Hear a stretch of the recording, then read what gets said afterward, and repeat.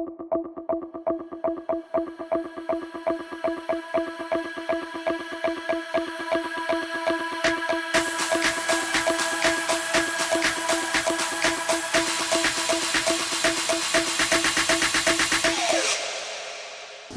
հյուրընկալել եմ Հայաստանի Շնորհապետական կուսակցության ղեկավար, քաղաքական գիտությունների թեկնածու Գուրգեն Սիմոնյանին։ Պարոն Սիմոնյան, շնորհակալ եմ հրավերն ընդունելու համար։ Բարև ձեզ, շնորհակալ եմ հրավիրելու համար։ Հայաստան, Ադրբեջան համաձայնեցրին այսպես կոչված խաղաղության պայմանագրի չհամաձայնեցված վերջին երկու կետերը։ Ըստ էության երկար վիճարկելուց հետո Հայաստանը համաձայնեց այդ երկու կետերին։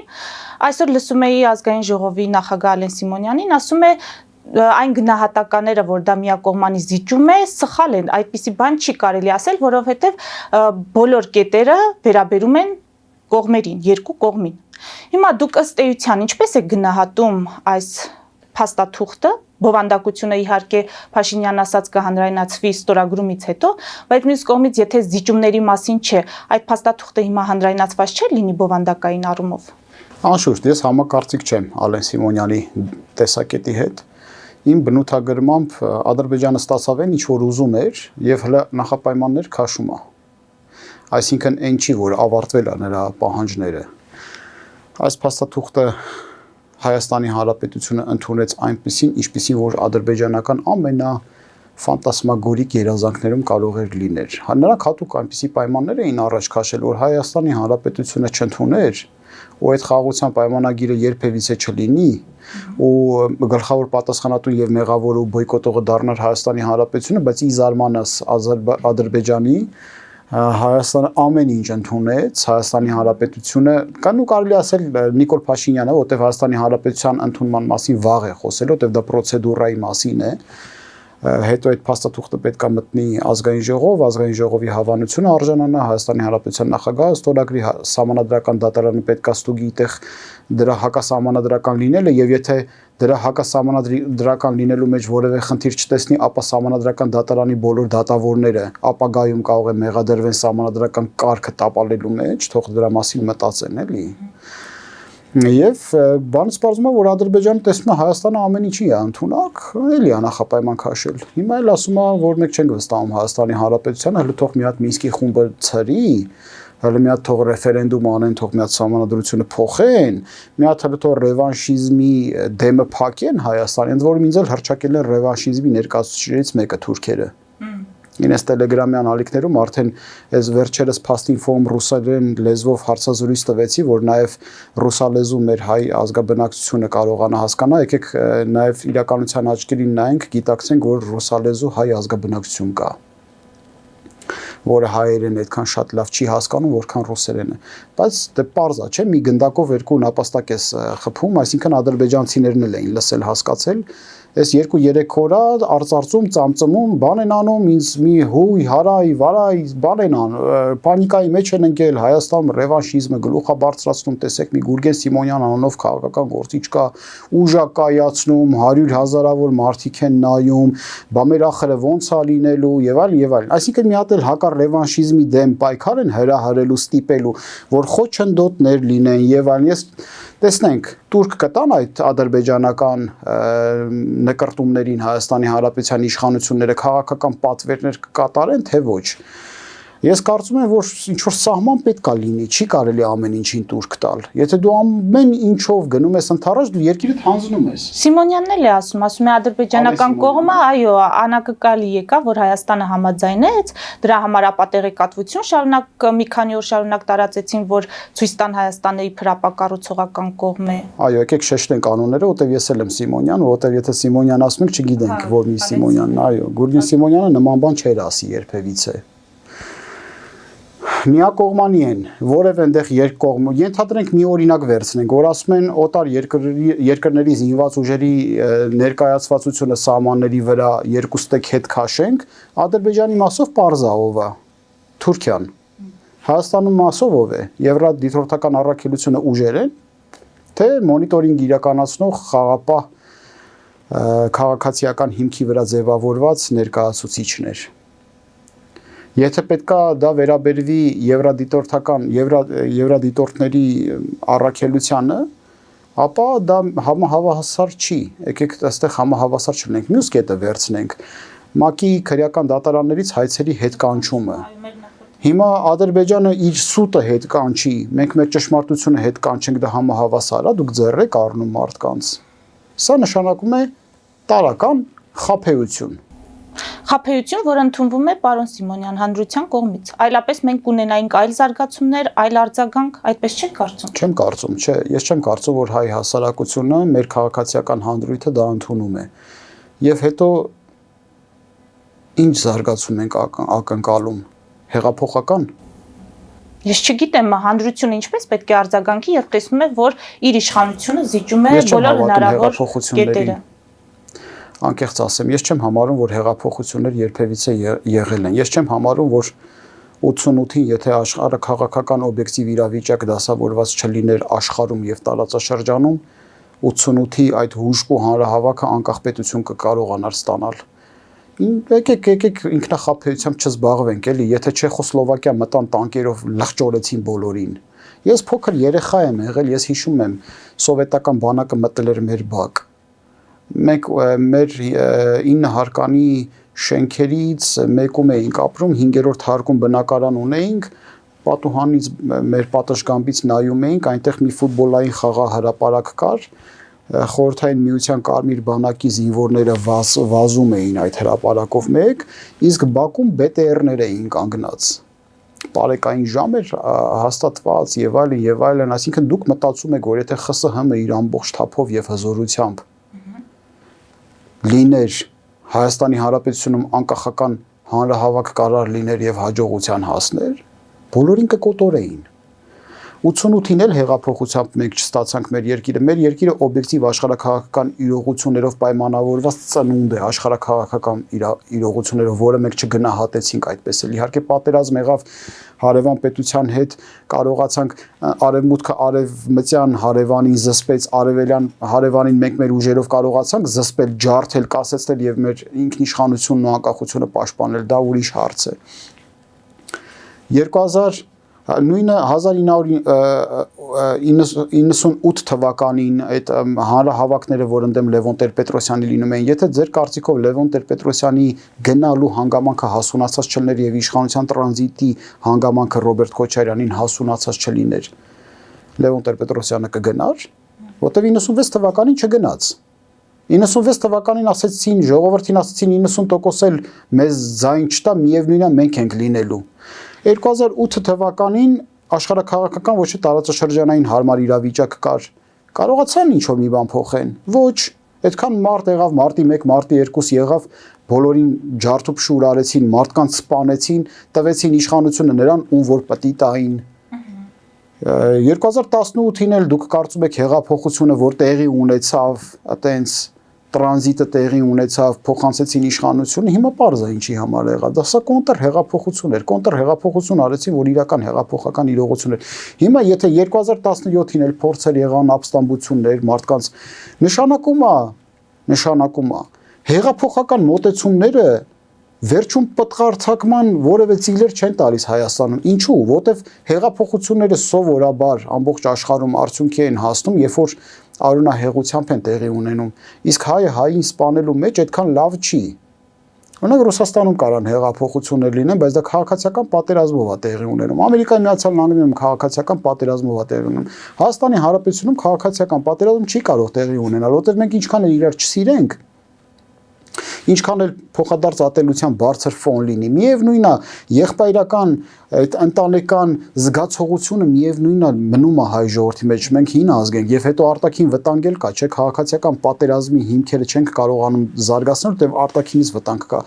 Հետեւաբար քաղաքական process-ներով պետք է կարողանանք փոփոխություններ իրականացնել, եթե կարողանանք մեծ կոնսոլիդացիա ապահովել նոր ձևավորված քաղաքական ուժերի։ Դուք կարծում եք ես ինքս ուղեղային գրոհ չեմ իրականացրել, ինչու է ժողովուրդը չի կարա հեղափոխական տրամադրություններ հիմա առաջնորդի, որտեղ հեղափոխությունները մեզ մոտ չի ստացվում։ Մեզ մոտ ազգային ապստամբություններն են ստացվում։ Ազգային ապստամբությունները մեզ մոտ պետության անկախական անկախության պաշտպանության գործընթացներն են ստացվում, օրինակ Սարդարապատը, Բաշարապարանը, Ղարաքիլիսը, երբ որ պետական ապարատը ամբողջությամբ հանրային ներուժը կարողանում է ամբողջացնի, Լեռնա Հայաստանի պայքարը, որ 11-րդ Կարմիր բանակի դեմը փակեց Գարեգին Նժդեհը, սա ստացվում է մեզ մոտ։ Մեզ մոտ կստացվի, երբ որ Հայաստանի Հանրապետությունում պարկեշտ նորմալ ուժեր հայտնվեն վերնախավում, կարողանան երկրի դիմադրողականությունը բարձրացնեն, բոլոր տեսակի ագրեսիաները հետ մղել կստացվի։ Բայց հեղափոխական գործընթացները, որի հիմքում քաղաքացիական պատերազմը չի լինելու, հետևաբար վերադառնանք ձեր հարցին, լավ ինչ անի մեր ժողովուրդը, ինչ անի, ես չեմ համարում, որ համաձայն են, ես չեմ համարում, որ կրավորական վարքի մեջ են, փնտրտուքի մեջ են, այս մարդիկ չգիտեն ինչ անեն, տարակուսած են, դեսուդեն են նայում, հազար խոսացող գլուխներ կա, տարբեր ուղղություններ են իրանց ասում։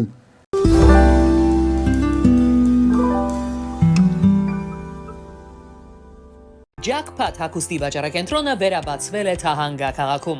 Նոր տեսականի, նոր արժեքներով ու նոր զեղչերով։ Եվրոպական հագուստ եւ կոշկեղեն կանանց, տղամարդկանց եւ երեխաների համար։ Օծանելիք, ճամպրուկներ, պայուսակներ, գիշերանոցներ, գոտիներ եւ դրամապանակներ։ Մեծ ապրանքատեսականի, մեծ զեղչերով։ Համեցեք Jackpot Թահանգայում։ Հասցեն 7057 Foothill Boulevard։ Հեռախոս 818 813 2252։ Jackpot։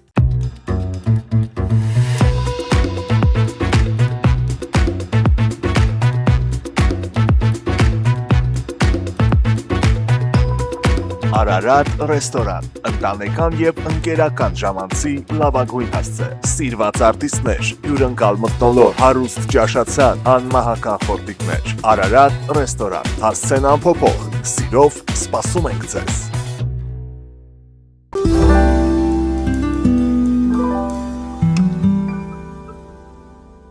Դուք ներսին եք շեշտը դնում, իսկ դրսից էլ մենք տեսանք լայն արձագանք։ Բոլորը ողջունեցին այս համաձայնությունները ձեռք բերված միջազգային կառույցներ, այնպիսի պետություններ, որոնք թվում էր թե Հայաստանի հետ կապ չունեն։ Սփյուռքից չեք չէ ասում, միջազգային կառույցներից եք ասում։ Այո, ու տարբեր երկրներ, որոնք լայն կերպով արձագանքեցին, դրական շեշտադրումներով արձագանքեցին այս ձեռք բերված համաձայնությանը, որի պարագայում Հայաստանն է զիջող եղել։ Հիմա աշխարհաքաղաքական իրողություններն ինչպիսին են, նրանց համար աշխարհաքաղաքական դասավորությունն այնպիսին է, որ Հայաստանի զիջումները այս պահին ընդունելի են։ Ոչ, ընդունելի չի, բայց ինչ անեն, ինքը քո տեղը չի գալու կռվիքով պատերազմում։ Դու վախեցել դողդողում ես, տերևն է քաշել ես վրետ, ինչ անի։ Ֆրանսիան է տենում է, դու այնտեղ տերևի տակ դողում ես։ Այն էլ ոտը բարձրացրել է, հեսա պետքա դնի այդ տերևի տակ, ինքը գալու է այդ ոտը քացով խփի շուրջ, դա ինքը պատրաստ չի հիմա Ռուսաստանի դեմ մտածում են ինչ անեն, Ամերիկան մի աչը քաշել է։ Մտածում են Եվրոպան ինչ անի, Արևելյան Եվրոպայում է պատերազմ ընթանում, ինչ անեն։ Աշխարհն ինչ անի, եթե դու քո պայքարը չես ստանում։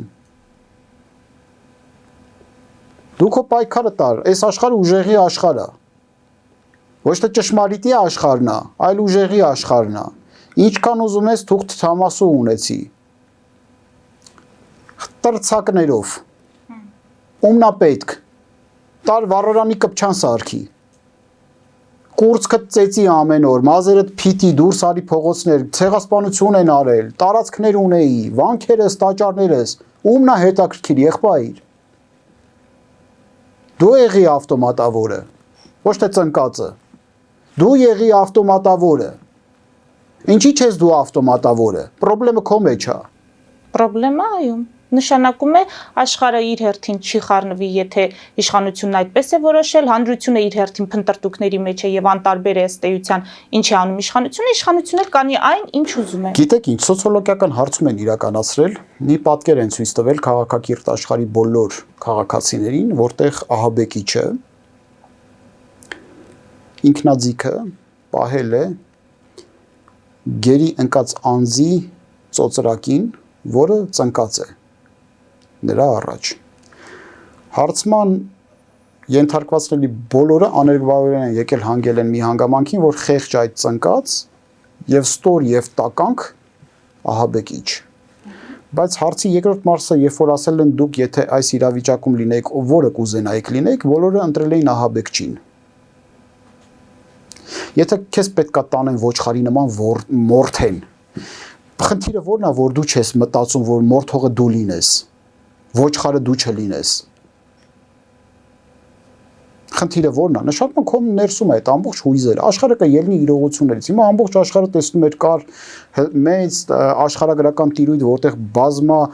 միլիոնանոց հայություն կար, ընդ որում առաջի քարտեզներով, ընդ որում Կիլիկիան էլ էին պատկերացնում հայկական պետականության մեջ 20-րդ դարում է, պատկերացնում եք, Կիլիկիայով, Էրզրումով, այդ ամբողջ այդ միջև Մոսուլ հասնում էր հարավային շրջանները, Ղարաբաղով, Արցախով, Գարթմանով,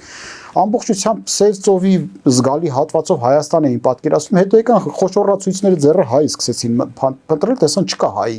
Ինչի որտեվ գելը գառին կերել էր։ Չկա գառ։ Ով ասել դու գառ դառնաս։ Տեսան չկա հայ, տարածքը ավելի փոքրացրեցին, սկզբից Վիլսոնյան Հայաստան գծեցին, բան արեցին, հետո միկրոսկոպներով եկան ուսումնասիրելու, տեսան էլի չկա։ Էլի գայլերը գառներին կերել էին։ Հետո ազգերի լիգան ավելի փոքր Հայաստան գծեց, որը արդեն պեչատով, բան ճանաչվեց, աշխարհակարգի հիմքում ընկավ եւ այլն, եւ տեսան էլի չկա հայ։ Հիմա Արցախում հայ կա։ Էլի գայլը գառին կերել է, չէ՞։ Ով ասում որ լինես գառ։ Ինչ ես գառ։ Ինչպես ստիպել որ չլինի կար։ Արժանապատվություն ունեցիր։ Չունեն, եթե չեն գնում։ Չեմ կարծում որ չունեն։ Մեր ժողովուրդը մարտնչող է։ Արժանապատվության կարևորագույն հանգամանքը եւ առաքինության ու պարկեշտության կարևորագույն հանգամանքը անկախ պետականությունն է։ Ես բոլորին խորհուրդ եմ տալիս Նիկոլո Մաքիավելիի Տիտուս Լիվիուսի կառավարման առաջին տասնամյակի մասին մտորումները թոկարթան, ռուսերեն հնչում է «Рассуждение о первой декаде правления Тита Ливия», չզարմանաք ռուսերեն եմ ասում, ռուսի շպիոն չեմ, ռուսերեն եմ ասում, որտեղ գրականությունը ռուսերեն է եղել, այո, ռուսերեն եմ կարդացել, անգլերենով չկթա այդ գիրքը, լատիներեն էլ չգիտեմ, որ Մաքիավելին բնօրինակով կարդամ, հայերեն էլ չկա, ընդ որում ասեմ, հայերեն այդ գիրքը չկա։ Հիմա, եթե կարդաք այդ գիրքը կտեսնեք, ասում է ազգերը լինում են այլասերված եւ բարոյական։ Այլասերված ժողովուրդները ինքնիշխանությունը կորցրած ժողովուրդներն են եւ ինքնիշխանությունը կորցնում են այն ժամանակ, երբ որ լավին լավ չեն ասում, վատին վատ չեն ասում։ Շրջված իրականությունների, կոտրված ապակիների իրականություն կա։ Երբ որ անբարոյականները բարոյականության դեմ են զորաշարժում, տգետները գրագետների դեմ, որ ասում ես տգետը իրավունք չունի հավակնի երկրի բարձրագույն իշխանություններին, վարչապետի պաշտոնին, տգետը հոխորտում ասում է, «Յա, ես ինչ ես ասում իմ մասին»։ Կամ ասում ես անբարոյականը իրավունք չունի դառնա երկրի վարչապետ, ինչ որ այդ մասնագիտության տեր ինչ որ մի անձնավորություն կարա լայվ մտնի, ասի այդ ումի նկատի ունեիր եւ այլն եւ այլն։ Այսինքն այդ շրջված ապակիների եւ խեղված իրողությունների համատեքստում, երբ որ գիտության մարդուն ասում են քո գիտությունը ումն է պետք եւ այլն, մասնագիտությունը ուրանում են, քո հնարավորությունները մասնագիտական եւ այլն։ Ոչ պատշաճ չհիմնավորված ամբիցիաներով են դրսևորում։ Սա այլասերվածության դրսևորումների մեկն է ըստ Մաքիավելու, կարդացեք Մաքիավելի։ Բայց ասում է, եթե դեռ եւս պետությունը կա, դա նշանակում է, որ այդ ժողովուրդը վերջնականապես չի այլասերվել, դեռ մաքրություն իր մեջ կա, բոցավառված է։ Այդպիսի ժողովուրդները, երբ որ իրենց դիագնոզը տալիս են եւ կանգնում են ինքնամաքրվան ճանապարհին, ի վերջո դառնում են առաքինի, բարոյական։ Այլասերված լինելը դա դատավճիռ չի, ըստ Մաքիավելու։ Սա նշանակում է, եթե այլասերված ոչ բարոյական իրողություններով ապրող հանրույթը իր խնդիրները գիտակցում է եւ դիագնոզը հստակ տալիս է, ինքնամաքրման ճանապարհին է կանգնում։ Մեր հանրույթը ինքնամաքրման ճանապարհին է կանգնած հիմա։ Ես չեմ կարծում, որ մեր հանրույթը կրավորական դերում է կամ չի անտեսում է կամ համակերպվում է, չի համակերպվում։ Ես հայ ժողովրդի հետ զրուցում եմ ամեն օր, հայ ժողովուրդը մեծ ակնկալիքներ ունի, հայ ժողովուրդը ճիշտ է խաբված է, ինչ շատ են հարցնում, ասում են ախր շատ ենք խաբվել։ Ես էլ ձեզ հետ անընդհատ խաբվել ենք։ Եվ ասում են, որ քաղաքականությունը անբարոյականություն է, ոչ։ Քաղաքականությունը պոլիտիկա բառը, պոլիս բառից է գալիս, հին հունական արմատներ ունի, որ եւ Պլատոնը ունի պետություն իր աշխատությունում է գրել եւ Արիստոտելը պոլիտիա բառն է գրել։ Քաղաքականությունը մարդկանց կյանքը երջանիկ դարձնելու արվեստն է, սա գիտություն է։ Սա գիտություն է։ Բայց եթե այդ գիտության մեջ ներթափանցել են անբարոներ, իրենց վարկով անբարոյական են դարձրել, դա չի նշանակում, որ քաղաքականությունը անբարոյականություն է, դա նշանակում է, որ մենք տեղ ենք տվել անբարոյականներին քաղաքականության մեջ։ Հիմա եկեք շտկենք, սիրելի Դուսանք քաղաքացիներ։ ժամանակավոր ենք տեղ տվել, պարոն Սիմոնյան, Իրանի շուրջ օղակը սեղմվում է, ԱՄՆ-ն 2 ամիս ժամանակ է տվել։ Ինչ է կարծում, Ադրբեջանի կամ Ալիևյան ռեժիմի վարկագիծը ուղիղ կապ կունենա այս տրվա ժամանակի հետ, մեր նկատմամբ հարձակողական գործողությունների գնալու եւ այլ պահանջներ ներկայացնելու առումով։ Իհարկե, ընդհանուր միջև տարածաշրջանում մեծ Ադրբեջանի կայացումը։ Ընդհանուր միջև տարածաշրջանում մենք երկիր եթե լինեինք, պետք է հայտարարեինք, ասեինք Իրանի Իսլամական Հանրապետությունը հայտարարել է Սյունիքը որպես կարմիր գիծ, որ իր եւ արտաքին աշխարհի հետ միջանցքը չփակվի։ Այդ դեպքում Հայաստանն էլ հայտարարում է հայ-պարսկական սահմանը կարմիր գիծ։ Եթե Պարսկաստանի տարածքից կգրավեք ինչ-որ մի բան, մեր բանակը մտնելու է վերցնի այդքան, միջև Ուրմիա։ Բայց մենք չենք։ Մենք չենք։ Այդ դրա համար էլ էսա մեր կացությունը։ Հիմա այնտեղ որոշակի ելի դատարկա բարոներ, չգիտեմ, դե ասկեպարա ասողներ, թուրքական թայ չարողներ, չգիտեմ, դեղ բասար քեչարներ, ասողներ, ոտիկ կան ասեն ոնց Ուրմիա մտնել ես, ինչ ասում հուրա պատրիոտիզմ։ Այդ մարդիկ դատարկություն են, նրանք չգիտեն ռազմավարությունն ինչ բան է, պատմությունն ինչ է, քաղաքականությունն ինչ է։ Ես պատասխան եմ տալիս իմ ցանկացած ասած բառի հետ,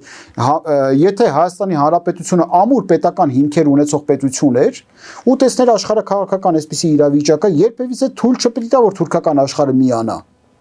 Ու այս խաղը պետք է տանի գերտերությունների հետ տանում է այս խաղը։ Իրանի Իսլամական Հանրապետությունը հայտարարել, ասել է, եթե թուրքերը կմտնեն Սյունիք, Հեղափոխության կորպուսը մտնելու է Սյունիք։ Որ մտան հո չեն տալու Հայաստանին, սարքելու են էլի իրանական տարածք ու Իրանը Հայաստանի հետ կապված կլինի Եղեգնաձորի հատվածում։ Հիմա Հայաստանը, եթե Հայաստան լիներ ի սկզբանային երկիրը, որը որ պետք է լիներ, ասեր, որ եթե հակաիրանյան կամպանիա լինի Ադրբեջանը հոխորտա ուզենա հավակնություններ ներկայացնի Ատրպատականի շրջանի հետ, այդ Ատրպատականի շրջանը կտրելով գնա կպնի Նախիջևանով Թուրքիայի հետ, հայկական բանակը մտնում է Ուրմիա։ Բայց նրա համար դու պետք է հայկական բանակ ունենայիր նախ 5 տարի կորցրել են։ Հիմա վերսկսվել են խորհրդակցությունները, քննարկումները ռուսական կողմի հետ։ Մենք տեսանք նաև արտգործնախարարը վերջին 4 օրվա ընթացքում 2 անգամ հեռախոսազրույց է ունեցել։ Ինչ ենթադրություններ կանեք սրանից։ Ենթադրություններ չկա, ես կրավորական վարք եմ տեսնում Հայաստանի Հանրապետության իշխանությունների համատեքստում, դեռ մենք առաջարկելիք չունենք, ինչ պետք է առաջարկեն։ Օրինակ Դոնալդ Թրամփի հետ աշխատելու ոճը բիզնես ոլորտի ներկայացուցիչների հետ աշխատանքի միջոցով է։ Մեդիա տիրույթում գտնվող հզորների հետ որևէ մեկի հետ բանակցություններ էս 6 տարվա մեջ տարան։ Facebook-ի հետ, YouTube-ի հետ, չգիտեմ, այնտեղ առհասարակ Facebook ասելով նկատի ունեմ Meta տիրույթը, X-ի հետ, կամ ասենք Tesla կազմակերպության հետ, Սիլիկոնյան հովտի բարձր առաջադեմ տեխնոլոգիական ձեռնարկությունների հետ, տիեզերքի ոլորտում Միացյալ Նահանգների հետ որևէ կապ կա, ընդերքի օգտագործման բիզնեսի հետ, հազվագյուտ հողային մետաղների առևտրի հետ համատեքստում ինչ ունենք արած, որ Դոնալդ Թրամփի հետ գնացել ես, ասենք JD Vance-ի հետ 2 հատ նկարվել ես, հետո կարայր գնայր, ասենք, չգիտեմ, դեղ ոսկյա արձանիկների թանգարան կա, չէ, ոսկից պատրաստված մոմե։ Այդտեղ ինչ-որ մի տես կերպարի հետ նկարվեր գայր, նույն բանն է ստացվում։ Աշխատանքը ուրիշ բան է, գնում եք Դավոս պրոյեկտներ չեք իրականացնում, լուրջ դեմքով թղթերը ձեռքներդ քայլում եք։ Հələ մի հատ կարդացեք ուժեղ պետության հիմքերը, որտեղ Շիմոն Պերեսը Դավոսում ինչեր է ներկայացնում բիզնեսի եւ ապագա աշխարհի հետ կապված էլեկտրամոբիլների 25 տարեկան ստարտափների հեղինակին հետը վերցնում է ձեռքից տանում է։ Այս երեխան, հրյա երեխան շոկի մեջ է հայտնում, ասում է ես ոնց պետք է այս հսկաների հետ խոսեմ։ Շիմոն Պերեսը ասում է եթե ոչ դու, ապա ով։ Եթե ոչ դու, ապա ով, ինչքան տաղանդավոր մարդ կարան գտնենք Հայաստանում։ Դա եմ ասում, հիմա Ռուսաստանի հետ շփումների վերսկսումը, սա ինչ որ բան նշանակում է։ Եվ ինչով կարող է պայմանավորված լինել, որ երկար դադարից հետո մենք վերսկսում ենք քննարկումները Ռուսաստանի հետ երբ է կանգնել շփումները, կարաք ինձ ասեք։ կանգնած չի եղել։ Մենք չենք ունեցել ճգնաժամային փուլ Երբեք։ հայ-ռուսական հարաբերություններում։ Հայ-ռուսական հարաբերությունները եղել է ագրեսիվ Հայաստանի Հանրապետության դեմ։ Կրեմլը Հայաստանը նշանակել է որպես թիվ 1 թշնամի տարածաշրջանում։ Դա ֆիքսել ենք։ Մենք էլ բոյկոտել ենք իրենց աշխատանքները կառավարել։ Իշխանությունները չի բոյկոտել։ Ինչ ա արել, հապկից ա դուրս եկել։ Սառեցրել է պարոն Սիմոնյան։ Սառեցնել գործիքակազմ չկա, հարգելի Էլիս։ Սառեցնել դա նշանակում է դուրսը կանգնել, սառել է, թոքաբորբով հիվանդացել է։ Մի հատ պայմանագիրը բերեք ցույց տվեք, այնտեղ կա заморожение կամ заморозить отношения, այդպես բան չկա։ Ինչն է սառեցրել, գլուխն են սառեցրել։ Հապկից է դուրս եկել, ԵԱՏՄ-ից է դուրս եկել, ԱՊՀ-ից է դուրս եկել, 30-ից ավել միջպետական փոխստեկ պայմանագրերա դենոնսացիայի ենթարկել, 102-րդ ռազմաբազան տարածաշրջանից հանել, Պուտինին է ձերբակալել Հայաստանում։ Ինչ ա արել։ Հա մի հատ հռոմի կանոնադրություն են վավերացրել, ընդ որում այնքան ծամծմեցին, ասեցին բերեք խայտարակել անենք այդ կանոնադրությունը, Պուտինը գա տարածաշրջան չբռնենք էլ։ Մեկ էլ ասեցին, որ Զվարթնոցից մեկ էլ ագարակի անցակետերից են ռուսներին դուրս բերել։ Առաջ ես մտածում եի ամբողջ Սյունիքից դուրս են բերել, բայց հիմա լուրեր են պտտվում, որ չէ, դուրս չեն բերել, այնտեղ ոնց կային մնում են։ Ինչ են արել, որ ասում եք նորից էլի բան են անում, վերագործարկում են։ Ինչն են վերագործարկում։ Պետք է էլի գնան ասեն, կներեք, այն որ ասում եք սառեցրել են, մենք տգետ ենք եղել, հասկացանք, որ բան չի։ Այն ինչքան որ չենք վճարել, դրա հետ կվճարենք, տոկոսներն էլ հետը կտանք։ Ինչ պետք է ասեն։ Ես չգիտեմ։ Դրա համար էլ քաղաքական ուժ ենք կայացնում, որ իմանանք ինչ ենք անում մենք։ Եվ խնդրում եմ, որ հայ ժողովուրդը համախմբվի նոր ձևավորված ուժի կողքը։ Մենք ձեր կարիքը ունենք եւ մենք պետք է միասին փոխենք ներքաղաքական իրավիճակը։ Եվ փոխենք ընտրությունները պարոն Սիմոնյան։ Առայժմ այո, հետո կերևա։